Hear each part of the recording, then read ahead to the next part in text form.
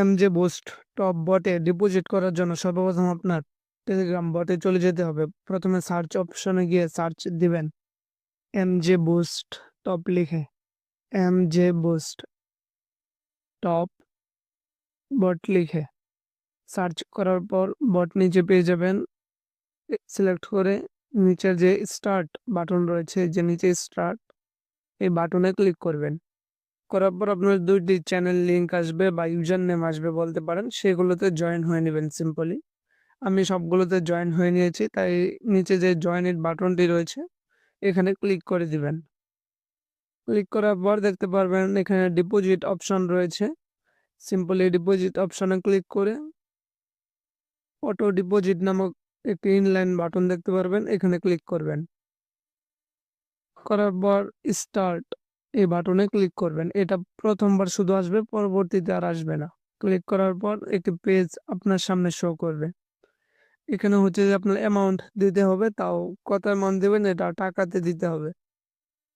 ধরেন আমি 10 টাকা দিয়ে দিচ্ছি। দেওয়ার পর পে নাও বাটনে ক্লিক করে দিবেন। ক্লিক করার পর এখানে 3টি অপশন রয়েছে, বিকাশ, নগদ, রকেট। সিম্পলি আপনার যেটিতে মন চাই সেটি সিলেক্ট করে নেবেন। আমি বিকাশ সিলেক্ট করে নিচ্ছি।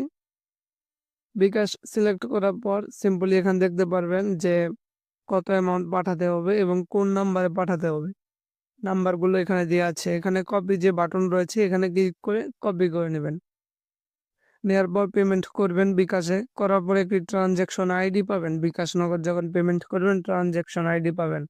সিম্পলি পেস্ট করে নিচের যে ভেরিফাই অপশন রয়েছে সেখানে ক্লিক করে দিবেন।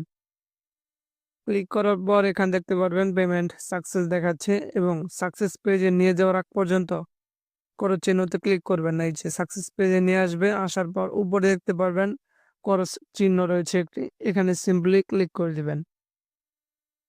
করার পর দেখেন আমার কিন্তু অটোমেটিক ডিপোজিট হয়ে গেছে। এভাবেই আপনি ডিপোজিট করতে পারবেন। ড্যাশবোর্ডে দেখেন আমার 10 টাকা ব্যালেন্স রয়েছে। এভাবেই ডিপোজিট হয়ে যাবে। আশা করি বুঝতে পারছেন।